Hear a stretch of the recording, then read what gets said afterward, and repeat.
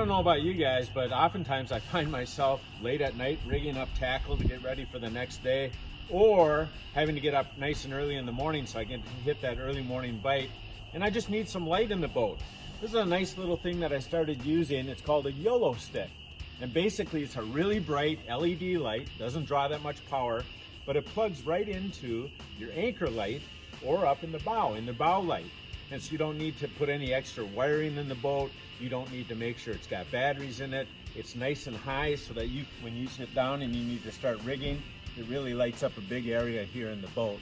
Now the other thing that they got is a nice little short one like this, and you can actually get an adapter on it to hold your phone. So if you want to shoot some in-boat video, put it up in the front or even in the back, point it the way you want and just hit record.